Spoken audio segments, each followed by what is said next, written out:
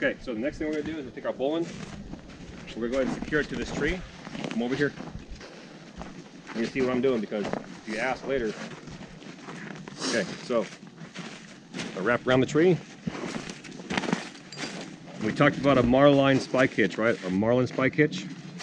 Someone grab me a tent stake.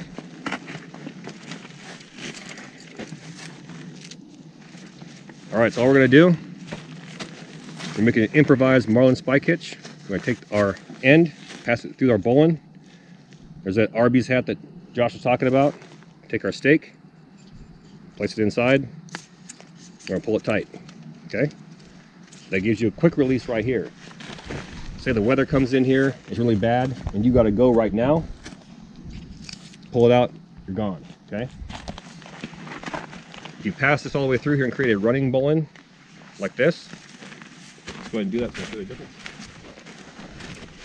Now if you got to leave really quick, what are you doing? You got to grab this and keep feeding it out, right? So which is faster? Stake, obviously, quick release.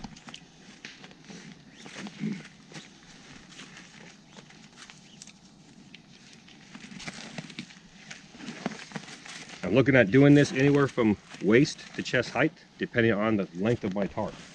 I'm using these small 5x7s, so I don't want to go any higher than my waist, okay? And you just have, if you're doing stealth camping, you want to do no higher than knees, okay? So once again, place it through there, pop that stake in, done deal. Okay, you got that? This end over here, we want a quick release also. To do that, we're going to do a trucker's hitch. I know there's plenty of different hitches that you can do, but we keep that trucker's hitch right now, so we want to see that, okay? When you're at home, if you want to do some Siberian or whatever else you want to do, you like that.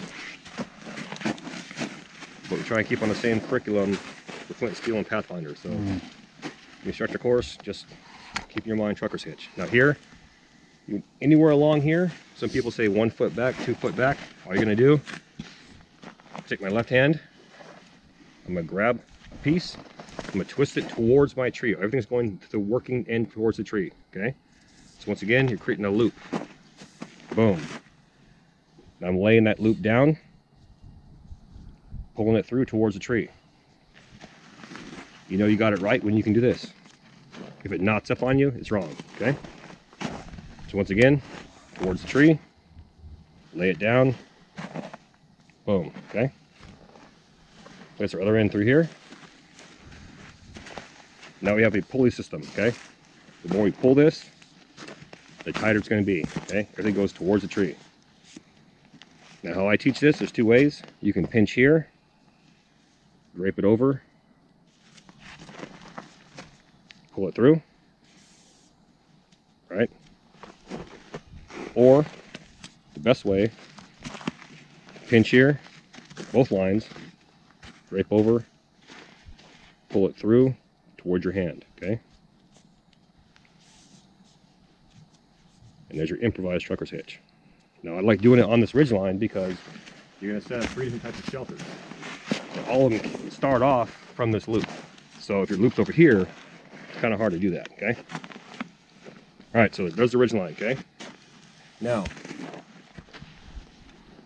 from the training you had over there, what would be the best way to make that loop? Of the knots that you learned? Could be a square knot. Fisherman's knot, okay? Or necklace knot. So what we're gonna do, we're gonna lay it down, do an overhand knot, another pretzel knot on this end over here. Pull a little longer piece here.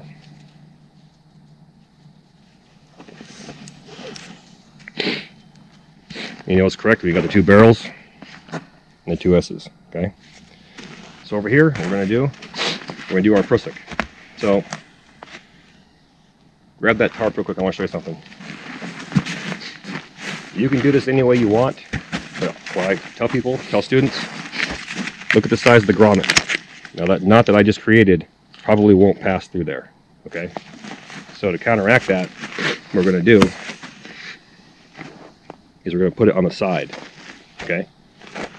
So placing this on the side, or you can start at the bottom or you can start at the top.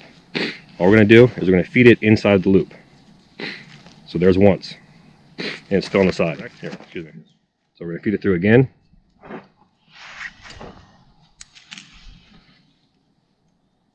you want to go ahead and dress this up. There's 2. And for our shelter, we want 1 more. More is better because it will actually grip.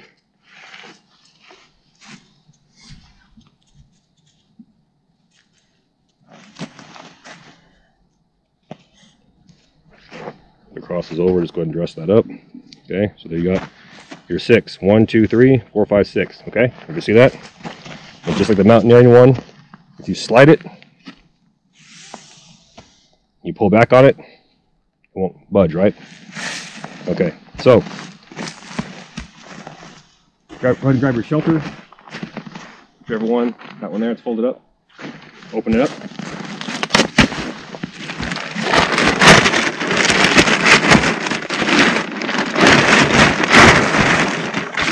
That was a standard 5x7.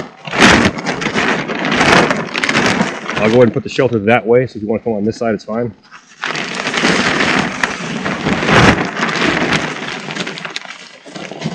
All we're going to do, it's cold out here, right? So we want to go ahead and put the reflective side inward. In case we had a fire out here, right? This is actually perfect. Put a log sitting here, you put a fire right there. In order to transition from one shelter to the next for your test, you want to start with this loop right here. Okay, you're going to get like 4 minutes to do this. Okay, keep those tent stakes out again. We're going to go ahead and pass that loop through your grommet. Tent stake. And that's going to be a stick off the ground as well. Okay, pull it tight. Meaning that you have 6 tent stakes, use a tent stake. This end over here.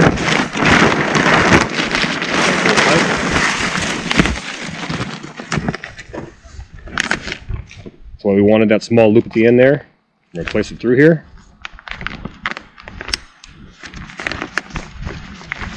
Tent stick.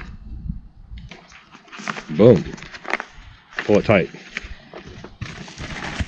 The tighter you pull this, the tighter it's going to be, okay? So that if any wind starts flapping the tarp, or snowfall like it's happening right now, little flakes and stuff, or even rain, you want this thing really tight. It's going to pull against there, and it will not slip back on itself, okay? So, over this side. It's more like what we're looking for. And you have to readjust yours.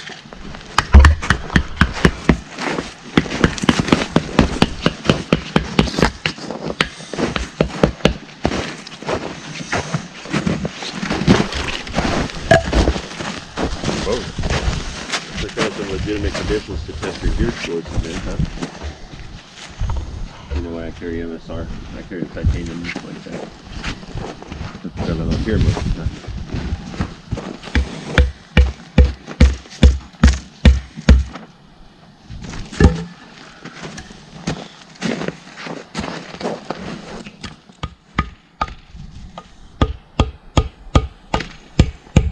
Okay.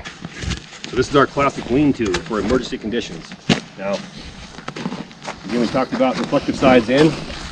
Go ahead, and maybe your choice of which one you do first.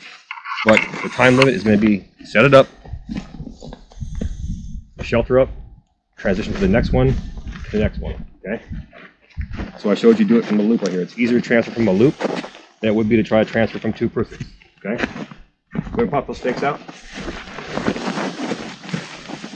I will show you, since it's already here, a plow point. What you're going to do is move the stake, move it out of the way.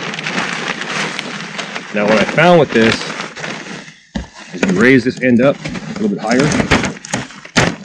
It'll actually be more beneficial for you. Go ahead and pull that way and stake it down. You always want to start opposite. If we have a square tarp, it'll be actually better, but we don't. That's good. Hammer that thing down. Somebody else grab a loop. Get it on there, lark's head knot.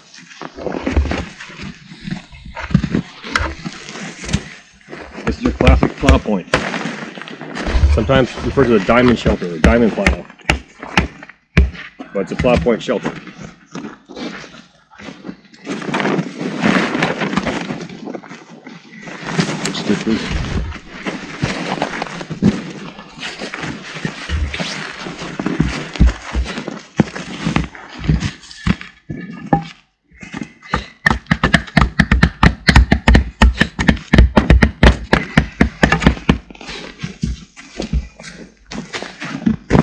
Again, 6'5". Make sure you can get inside there and hunker down, okay? Again, you can do this, have a fire sitting right here, make some kind of backstop across here, put a fire right there. This is going to circulate all night, okay? First one was what? First lean-to. This is a, let's go into an A-frame shelter. Pop those out, please.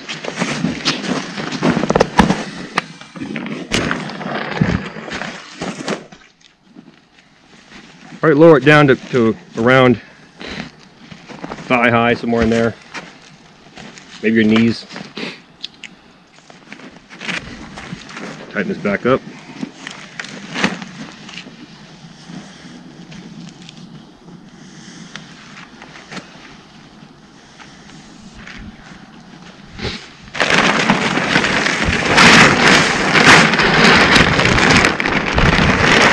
The downside about these tarps is there's no third grommet going down in the corners. Normally what you could do, if the shelter was higher, you could take 2 of these and drape them down, okay? And the footprint that you get 4 or 5 people inside there laying down, okay? Because you're only going to work with one, you have a disadvantage as far as using the prusik there, okay? Somebody else go ahead and get a loop in there, the lark's head knot. Got it?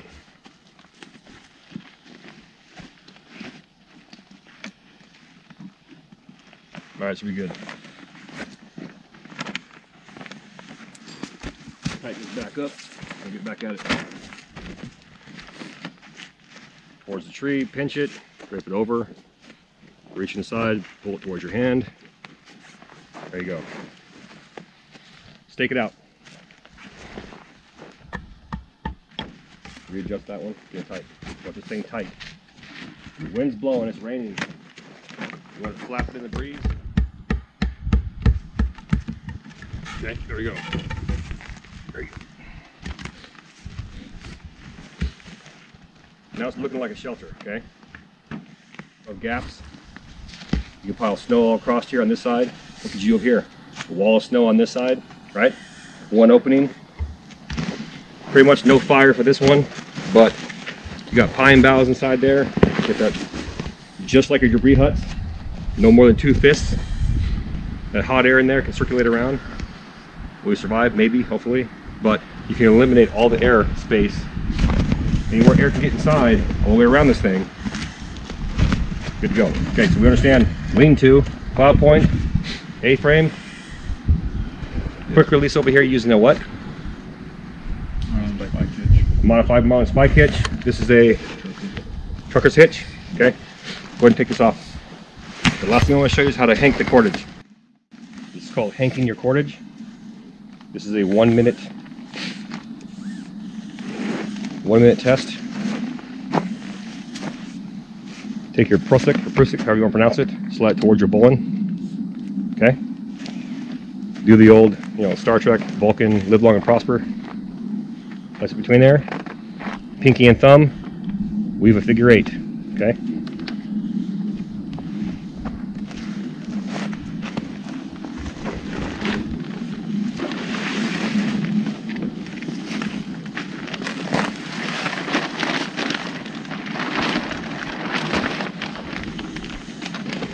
Lead the last 2 to 3 or maybe even 4 foot. All you're going to do, remove it, wrap it around several times, okay?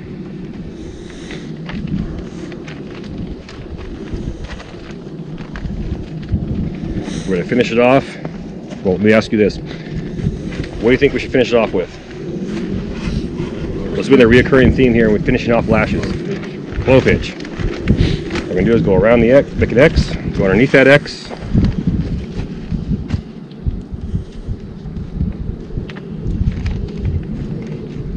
Pass it underneath. If I can get it, my frozen fingers. Pull it tight.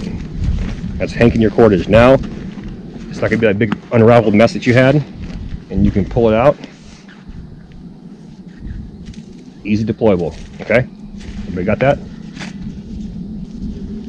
Any questions on this? important thing is you see all the knots are all transferable, even to mountaineering, okay? Something simple as a shelter, okay? Bolin, Prosic, improvised marlin spike hitch, trucker's hitch, lean-to, A-frame, plow point. We got it, a lark's head knot for our grommets, correct? Any questions? Good deal, all right.